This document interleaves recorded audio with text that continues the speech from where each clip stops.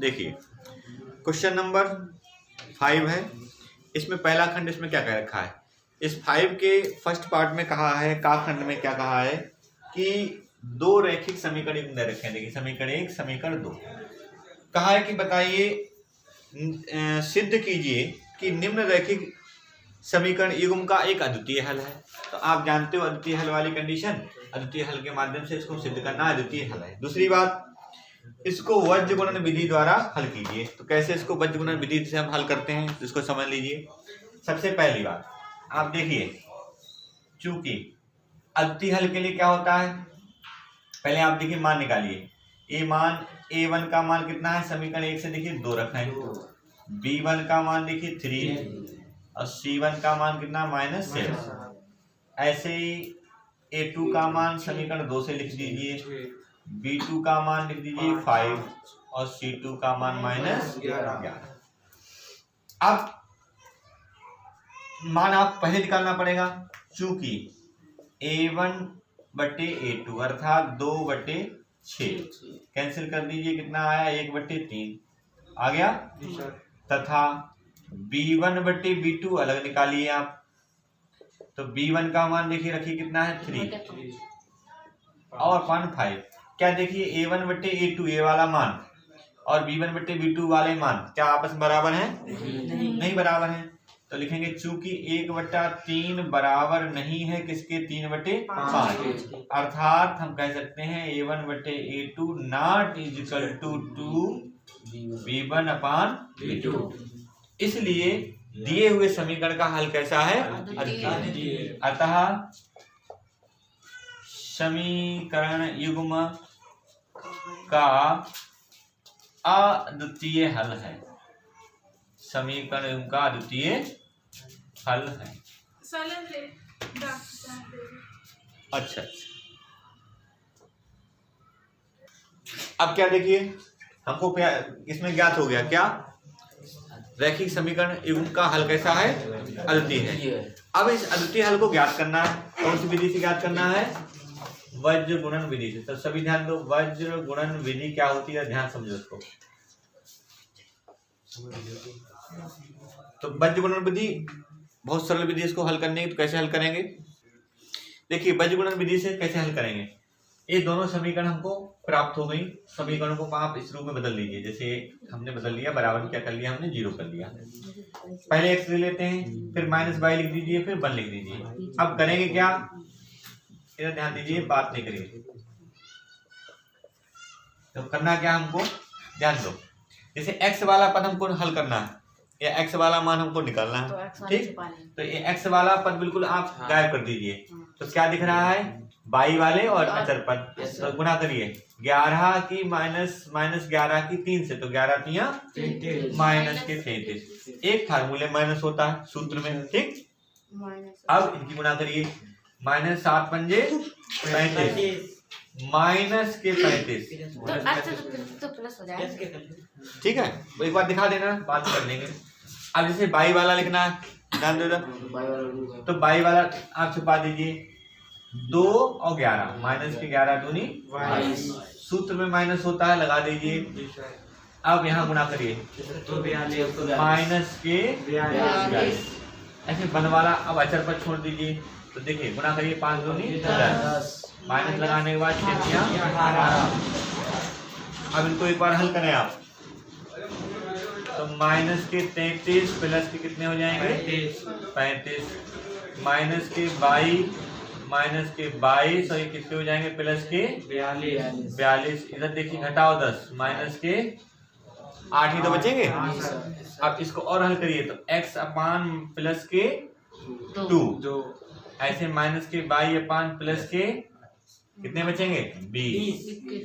ऐसे ही 1/-1। अब आप इसको पहले इसके साथ ले लीजिए और फिर इसी पद को आप नहीं, अचर पद को, अचर पद सम्मिलित रहना चाहिए, पहले को तीसरे के साथ और फिर दूसरे को तीसरे के साथ। तो पहला तीसरा हल करिए, तो x/2 = -1/8। क्रॉस मल्टीप्लाई कर लेंगे तो 8x बराबर माइनस के 2 हो जाएंगे जी सर। x बराबर माइनस के 2/8 अर्थात -1/4 4 मान प्राप्त हो गया। जी सर। अब आप देखिए फर्स्ट और थर्ड ले लीजिए, फर्स्ट थर्ड ले लिया हमने, अब क्या चाहिए हमको सेकंड और थर्ड। क्रॉस मल्टीप्लाई कर लीजिए तो -y के 20/8 काट दिए 4 दूनी 8 4 पंजे 20 तो माइनस माइनस भी प्लस कर दीजिए तो y कितना आ गया 5/2। इस तरह से क्या किया आपने, बज्र गुणन विधि द्वारा दिए हुए रेखीय समीकरण को आपने हल कर लिया। देखिए क्वेश्चन नंबर 5 का खाखंड है, रचना का सवाल है, इसको कैसे सॉल्व करेंगे। इसमें कहा है सवाल में कि एक रेखाखंड है 10 सेंटीमीटर लंबाई का, इसको 3:2 के अनुपात में आपको आंतरिकता इसको विभाजित करना है। तो कैसे विभाजित करेंगे समझो। आप क्या करेंगे, सबसे पहले ध्यान दो भाई, पहले स्टेप में क्या करते हैं, हम 10 सेंटीमीटर का पटरी की सहायता से एक रेखाखंड AB हमने खींच लिया, खींच गया। दूसरे सेकंड स्टेप में क्या करेंगे, इस AB रेखाखंड के किसी बिंदु से एक न्यून कोण बनाती हुई क्या खींच देंगे हम रेखा। न्यून कोण का मतलब अर्थात 90 अंश से कम वाली रेखा क्या कहलाती है, न्यून कोण की रेखा कहलाती है। न्यून कोण बनाती हुई रेखा खींच दी हमने। अब क्या करना है, इसका अनुपाती योग कर लो, इस रेखा का क्या करेंगे अनुपाती योग, तो कितना हो जाएगा 5। तो जितना भाग आए योग करने पर उतने भाग में इसको रेखा को बांटना है। जैसे 5 आया तो इस रेखा को कितनी बार काट दो 5 बार। कोई सा एक चाप ले लीजिए और इसको बराबर चाप में 5 बार काट दीजिए, 2 3 4 5। तो इसको हमने A1 लिखा, A2 A3 A4 A5। अब क्या करना है, अंतिम को अंतिम से मिला देना है, आंतरिकता में अंतिम को अंतिम से मिला देंगे। अब देखिए हमारा अनुपात क्या है, पहला वाला अनुपात कितना है 3। तो अब क्या करना है, ये जो रेखा BA5 हमने खींची है इसके समांतर रेखा 3 पे खींचनी है। तो सेट स्क्वायर की सहायता से, पटरी की सहायता से हम क्या करेंगे, इसके समांतर रेखा हम यहाँ पर इस तरह से इसे खींच देंगे। ये बिंदु हमारा आ गया C, क्या आ गया C। तो ये जो C बिंदु होगा इस AB को 3 और 2 के अनुपात में विभाजित करेगा। अर्थात इधर देखो AC और BC का जो अनुपात होगा कितना होगा 3/2। इस तरह से हम क्या करते हैं, दिए हुए रेखाखंड को 3:2 के अनुपात में या आंतरिकता विभाजन हम इस तरह से कर लेंगे। तो बढ़ते हैं अगले प्रश्न की तरफ। देखिए क्वेश्चन नंबर ग में त्रिकोणमिति का सवाल है, इसको सिद्ध करना है। तो कैसे सिद्ध करेंगे, इसे देखिए 2 खंड है, इन दोनों को बराबर सिद्ध करना है आपको। तो जैसे पहले खंड को हम मान लीजिए सिद्ध करेंगे, पहले खंड का हम कैसे सिद्ध करेंगे समझना है आपको। जैसे इसमें हम LHS लेके चल रहे हैं, LHS क्या है हमारे पास 1/θ, ठीक ध्यान दो इधर। अब एक काट स्क्वायर आप ऐसे लिख दीजिए माइनस, देखिए 1/sin किसका उल्टा होता है कौशिक का, स्क्वायर है इसलिए कौशिक स्क्वायर लगाओ, लगा दिया। 1/sin क्या होता है कौशिक होता है। अब ध्यान देने वाली बात क्या है, हमने तो सर्वसंख्या ऐसी पढ़ रखी है, चूंकि cosec square theta minus cot square theta equal to क्या पढ़ रखा है 1, है ना। और यहाँ पर उल्टे हैं तो हम क्या करें, इनको हम सीधा करके लिख लेते हैं, cosec square theta minus cot square theta, minus नहीं था क्या था प्लस था। अब मान लिया हम माइनस का मान ले ले तो अंदर चिन्ह बदल जाएगा। अब इसका मान कितना होता है, देखिए 1 होता है, सर्वसंख्या से इसका मान 1 होता है, 1 हो गया सिद्ध। ऐसे मान लिया हम इसका B वाला इसका पार्ट करें, हाँ तो माइनस आ गया इसमें, देखिए हमने माइनस का मान लिया, इसका मान 1 है और ये माइनस पहले से हो गया। तो LHS इक्वल टू RHS, ध्यान दो। B खंड को कैसे करेंगे, इसमें हम इसका B खंड कैसे करेंगे, देखिए इसमें भी LHS ले लेते हैं। तो LHS हमारे पास देखिए दे रखा है 1 + tan square theta 1 + sin theta और 1 - sin थीटा। अब देखिए सर कितना सवाल, इसका मान दो और इसका देखिए प्लस माइनस माइनस वर्गांतर लग जाएगा, वर्गांतर तो 1 का स्क्वायर माइनस साइन का स्क्वायर, तो 1 का स्क्वायर तो बन ही रहा, हमने स्क्वायर लगाया नहीं।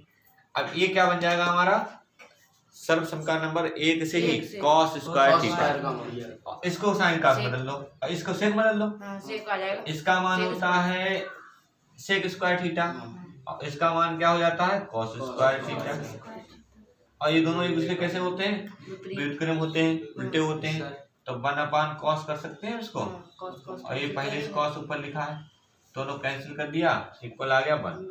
अब दोनों के आपने मान रखे तो आपको दिखाना पड़ेगा, क्योंकि सर्वसम जो होती है उसी से मान दिखा लेंगे। क्या दिखा देंगे, sec square theta is equal to 1 plus tan square, एक तो मान आपने रखा, दूसरा आपने 1 माइनस साइन स्क्वायर थीटा का मान रखा, तो 1 minus sine square theta is equal to cos square theta, आप इस तरह से इन मान को सर्वसम का दिखा देंगे। तो एलएचएस इज इक्वल टू क्या आ गया आरएचएस, नोट कर लीजिए, फिर अगला प्रश्न बताते हैं आपको।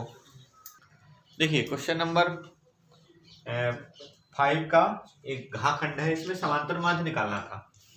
तो क्वेश्चन में क्या रखा था कि निम्नलिखित सारणी से माध्य ज्ञात करिए। तो माध्य ज्ञात करने के लिए आप क्या करेंगे, माध्य ज्ञात करने के लिए कोई सी विधि, आप किसी विधि के माध्यम से माध्य ज्ञात कर सकते हैं, लेकिन जब विधि का नाम लिख कर आएगा तो आपको माध्य उसी विधि से ही ज्ञात करना है। तो अब क्या करेंगे हम लोग, तो हमने देखिए इस टेबल को आप इस तरह से बना लेंगे, वर्गांतराल हमने क्या किया है, माध्य निकालने की यहाँ पर पग विचलन विधि लगा दी। आप चाहो तो साधारण विधि भी लगा सकते हो, लघु विधि भी लगा सकते हो, जिससे भी आप निकालना चाहे निकल जाएगा। तो पग विचलन विधि में करना क्या पड़ता है, सबसे पहले वर्गांतराल लिखो, बारंबारता ये कारण दोनों दे रखे होंगे, ठीक है।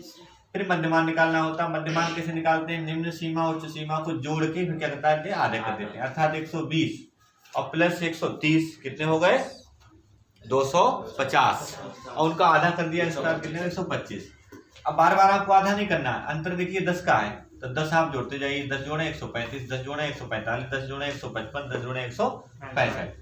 अब पग विचलन विधि में क्या करते हैं, विचलन मान लेते हैं। तो विचलन हमने मान लिया ए, जो हमारे माध्य वाला कॉलम दे रखा होगा मध्यमान वाला, उसी में जो बीच वाला पद है आपको उसको ए मान लिया। इसके बाद यूआई निकालते हैं, तो यूआई निकालने का सूत्र ये है, अब क्या करते हैं एक्स आई में से माइनस ए कर देते हैं अपान एच, एच का मतलब होता है अंतराल कितना है, उससे हम भाग करते जाते हैं, हमारे मान लिया मान आ गए -2 -6 ऐसे 0 1 2 आ जाएंगे। अब आपको क्या करना है एफ आई यू आई की गुणा कर लेनी है, तो गुणा भी हमने कर ली। अब इसमें जब हम सिग्मा एफ आई यू आई निकालते समय ध्यान रखना, माइनस वाली संख्या को अलग जोड़ लीजिए, प्लस वाली को अलग जोड़ लीजिए, और उसके पश्चात जितना बने टोटल अंतर, एक प्लस होकर माइनस होगी तो अंतर करना पड़ेगा, जाहिर सी बात है अलग अलग चिन्हों के हिसाब से, तो इसलिए क्या होगा हमको इस तरह से सिग्मा एफ आई यू आई निकल जाएगा। अब हमको मान रखना है, तो मान रख दीजिए, जैसे मान लिया ए का मान देखिए कितना 145 है, ठीक। ऐसे ही आप इसका मान देखिए यहाँ पे 24 निकाला है और ये 50, एच का मान कितना है 10, इसको कैंसिल कर दीजिए, 5 इसको भाग कर लीजिए, फिर डायरेक्ट आप जोड़ लेना, 24 को 5 से भाग कर दीजिए, 5 चौक 20, 5 चौक 20 हो जाएगा, बचे 4, 5 अट्ठे 40। अब 145 इसमें जोड़ लेना, ठीक है। तो 145 जब आप इसमें जोड़ेंगे तो 4 इधर जोड़ो तो कितना हो जाएगा 100.8। इस तरह से दिए हुए आंकड़ों का आपने क्या ज्ञात कर लिया, समांतर मान। तो अगला प्रश्न देखिए, क्वेश्चन नंबर 6 का खंड है। इसमें आपको क्या पूछा गया है कि धारा की चाल ज्ञात करिए। सवाल को एक बार समझ लीजिए, इसमें क्या रखा है कि एक नाव है जो धारा की दिशा में x किलोमीटर, ये धारा की दिशा में धारा की चाल हमने मान ली, माना धारा की चाल कितनी है x किलोमीटर, लेकिन जो नाव जाती है वो धारा की दिशा में 22 किलोमीटर जाती है और धारा के विपरीत कितना आ जाती है 15 किलोमीटर। 22 किलोमीटर जाने में और 15 किलोमीटर आने में कुल समय कितना लगता है 5 घंटे। अब हमको करना क्या पड़ेगा, धारा की दिशा में जाने में कुल समय निकालो और धारा के विपरीत दिशा में आने में कुल समय निकालो, और इन दोनों समय को जोड़ने पर कितना हो जाएगा 5 किलोमीटर। यहीं से हमारी समीकरण बन जाएगी। लेकिन धारा की दिशा में जाने में और धारा की विपरीत दिशा में लौटकर वापस आने में हमें धारा की नाव की चाल चाहिए। और इसमें एक सिद्धांत आप लगता पहले हमने बता रखा आपको कि जब नाव धारा की दिशा में जाएगी तो उसमें धारा की चाल जुड़ जाती है, नाव जब धारा की विपरीत दिशा में आएगी तो उसमें धारा की चाल घट जाती है। तो पहले तो आप लिखेंगे धारा की दिशा में, सामने देखो, धारा की दिशा में, धारा की दिशा में नाव की चाल हमने क्या बताया था, जुड़ जाएगी। तो पहले नाव की चाल हमने कितनी मानी, देखिए हमारे पास है 8, कितनी है 8, इसी में धारा की चाल जुड़ जाएगी किलोमीटर प्रति घंटा। ठीक, तो हमने जाने में जब धारा की दिशा में नाव जा रही है तो हमने उसका चाल लिख लिया, हमने जब चाल लिख लिए तो समय निकल जाएगा, तो लिखेंगे तो समय, इस कंडीशन में जाने में कितना हो जाएगा, समय निकालना पड़ेगा। तो समय बराबर सूत्र हमारे पास होता है दूरी बट्टे चाल होता है। देखिए दूरी हमारे पास जाते हुए दूरी 22 किलोमीटर है और चाल है 8 + x। अब इतने घंटा का हमारे पास ये समय आ गया जाने का समय। जब नाव धारा के विपरीत दिशा में आती है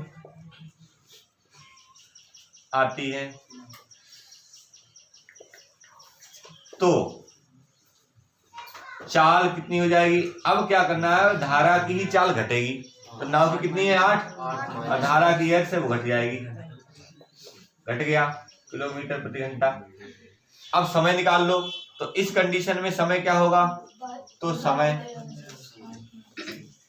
बराबर दूरी बटे, दूरी वही है 15 किलोमीटर और चाल कितनी हो जाएगी 8 - x, इतने घंटे। ठीक, अब जाने का समय आने का समय दोनों प्राप्त हो गए हमें, और यही सवाल दे रखा कि जाने और आने का समय कुल कितना है 5 घंटे। अब लिख देंगे प्रश्नानुसार अकॉर्डिंग टू क्वेश्चन। क्या जाने का समय देखिए हमारे पास 22 बटे 8 + x, आने का समय 15 बटे, तो कुल समय कितना हो गया 5। अब इन दोनों का एलसीएम लेके इनको हल कर लेना है, तो आप इसको इधर हल कर लीजिए। तो देखिए हम क्या कर रहे हैं, पहले तो हम इनका एलसीएम लेंगे, तो 8 - x 8 + x, सभी ध्यान दो इधर 22 की तरफ गुणा हो जाएगी, तो 8 दूनी 16, 8 दूनी 16 है 17, सही है, और माइनस के 22 हमने लिख दिया।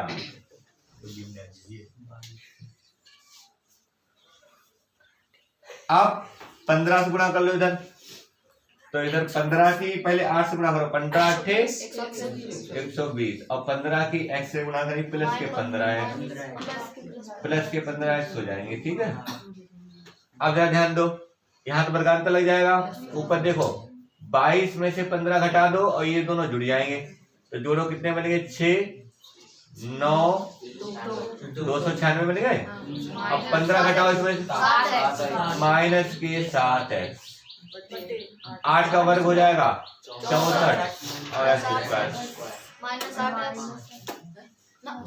सही है। हाँ भाई हमने वर्गांतर लगा दिया सीधे, a + b a - b का फार्मूला लग गया। अब हमको करनी है क्रॉस मल्टीप्लाई, तो जो क्रॉस मल्टीप्लाई करेंगे तो 296 माइनस के 7x 64 की 5 से गुणा हो जाएगी 320 और x² से भी गुणा हो जाएगी। सभी पद आपको इधर लाने हैं, देखो माइनस के 7x पहले से हमारे पास है, प्लस के 296 हमारे पास पहले से हैं, और माइनस के 320। अब इनको भी घटा दीजिए, कितने बचेंगे भैया, माइनस के 24 बचे। अब 24 पंजे कर लीजिए और गुणनखंड इसके कर लीजिए, तो 24 पंजे करने के बाद 24 पंजे कितने हुए, 24 पंजे 120, तो 120 को तोड़ो, घटाने कितना आ जाए 15 माइनस 8, ठीक। 15 माइनस 8 x माइनस के 24 बराबर 0। गुणनखंड कर लेना फटाफट, और उसमें कुछ रह ही नहीं गया। प्लस के 8x हो जाएंगे माइनस के 24। अब दोनों 5x कॉमन लिया तो x माइनस 3, यहाँ 8 कॉमन लिया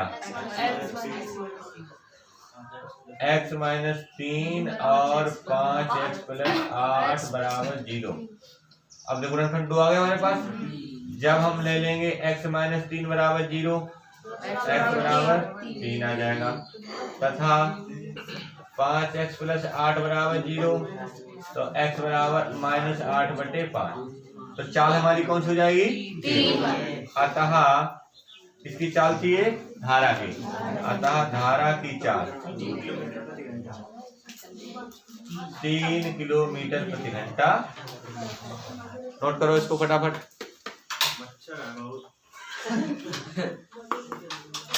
अगला सवाल ध्यान दो। नेक्स्ट क्वेश्चन में देखिए क्या करना है। क्वेश्चन नंबर 6 का खा खंड है। इसमें क्या कह रखा है सवाल को समझ लीजिए एक बार। कहा कि समान ऊंचाई के 2 स्तंभ है, 100 मीटर चौड़ी सड़क के दोनों ओर स्थित है। तो इसमें देखिए हमने इस समान ऊंचाई के 2 स्तंभ दिखा रखे हैं। एक स्तंभ देखिए ए और दूसरा स्तंभ हमने क्या दिखा दिया? BD। दोनों की ऊंचाई समान है, दोनों की ऊंचाई हमने क्या मान ली? h मानी है। अब कहा है इनके बीच में एक सड़क है, सड़क के दोनों ओर खड़े हैं ये दोनों। तो सड़क हमने मान लिया AB सड़क है और सड़क की चौड़ाई दे रखी है 100 मीटर। अब क्या कहा है सवाल में? कहा है कि हमको दोनों स्तंभों की ऊंचाई निकालनी है, साथ साथ ये भी बताना है कि सड़क पर एक बिंदु C है और उस बिंदु C से पहले स्तंभ के साथ उन्नयन कोण कितना बन रहा है? 60 अंश, और दूसरे स्तंभ के साथ उन्नयन कोण कितना है? 30 अंश का बन रहा है।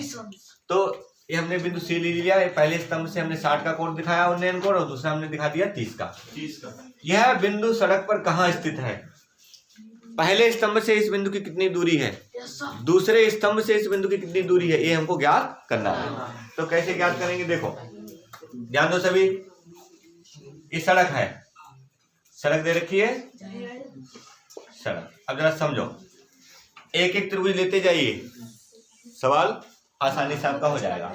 तो हम जब आप इसको हल करेंगे तो मान लेंगे, माना AE और BD 2 स्तंभ है तथा सड़क BD के दोनों ओर खड़े हैं। इस तरह से अब लिख देंगे। हम इसको डायरेक्ट हल कर रहे हैं सवाल को। जैसे मान लीजिए त्रिभुज ले लीजिए। पहला त्रिभुज हमारे पास है AEC में देखिए कौन सा कोण 90 है? कोण A बराबर 90 डिग्री, अर्थात ये समकोण त्रिभुज हो गया। त्रिकोणमिति के सारे नियम लगाए जा सकते हैं इसमें। तो इधर देखें, हमारे पास लंब मालूम है और आधार मालूम है। कोण दे रखा है 60 का, तो लंब बटे आधार क्या होता है? tan होता है। तो अर्थात हम लिखेंगे AE और आधार AC बराबर लिखेंगे tan 60 डिग्री हो जाएगा। AE का मान हमने देखो h माना है, AC का मान है x, और tan 60 का मान है √3। क्रॉस मल्टीप्लाई कर लेंगे, h इक्वल टू हो जाएगा x √3। इसको डाल दिया समीकरण 1। अब हम लेके चलेंगे एक दूसरा त्रिभुज, त्रिभुज BDC में। इसमें कोण B देखिए 90 है, फिर से लंब आधार देख लेंगे। BD देखिए लंब है और BC आधार है, तो लंब बटे आधार क्या बन जाता है? tan और 30 डिग्री लिखा जाएगा। BD का मान h, BC का मान 100 माइनस x, और यहाँ tan 30 का लिख देंगे, क्रॉस मल्टीप्लाई h √3 बराबर 100 माइनस x। ठीक है। अब हम क्या करें? h का मान यहाँ रख लीजिए, लिखेंगे h का मान समीकरण 1 से 2 में रखने पर, 1 से 2 में रखेंगे। ठीक है, तो रख लीजिए यहाँ पर h की जगह आ जाएगा x √3। और 1/√3 पहले से लिखा हुआ है। 100 माइनस एक्स, तो ये 3x हो जाएगा। 100 माइनस एक्स, ठीक। अब क्या करना है, इसको हल कर लीजिए। तो इसको जो हल करेंगे, x वाले पद इधर लाओ तो 3x प्लस का x बराबर 100, तो 4x बराबर 100। 100/4 25 आ गया। अब देखिए x का मान रख लीजिए समीकरण 1 में, समीकरण 1 से। तो समीकरण 1 से h बराबर x√3 था, यहाँ पर 25√3 x का मान निकला। अतः दोनों स्तंभों की ऊंचाई कितनी होगी, 3, तथा एक बिंदु से, मतलब सड़क पर स्थित बिंदु से, सड़क पर स्थित बिंदु से पहले स्तंभ की दूरी, देखिए पहले स्तंभ की दूरी हमने x मानी है, तो x बराबर कितना आ गया, 25 मीटर आ गया। तथा दूसरे स्तंभ से दूरी, दूसरे स्तंभ से दूरी, बीच मत बोलो भाई। 100 माइनस एक्स है, 100 में से 25 घट जाएंगे, अर्थात 75 मीटर। इस तरह से ये दूरियां और स्तंभ की ऊंचाई आपने ज्ञात करी। बढ़ते हैं अगले प्रश्न की तरफ।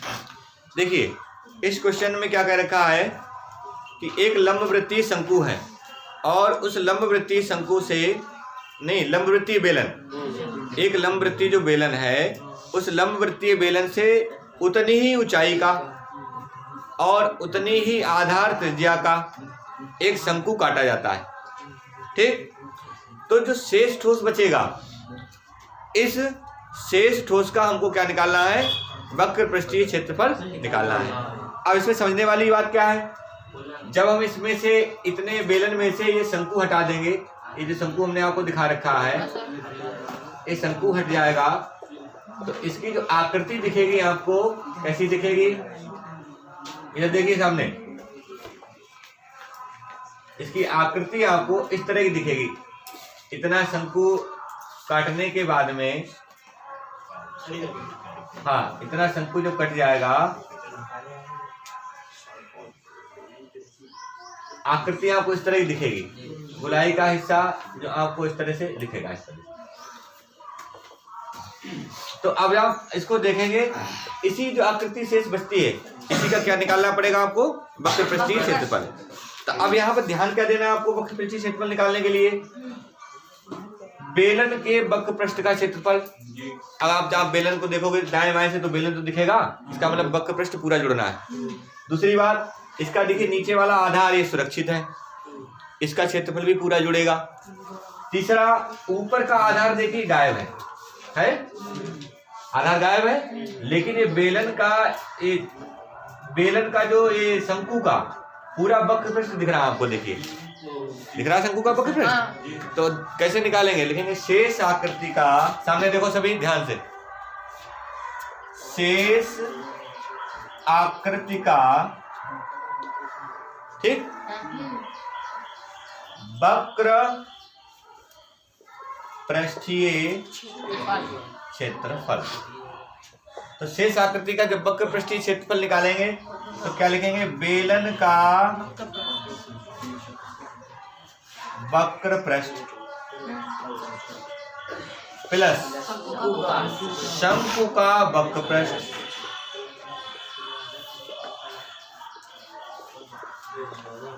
प्लस अभी एक आधार बच रहा है, आधार का क्षेत्रफल। ये इतनी बात विशेष ध्यान रखना।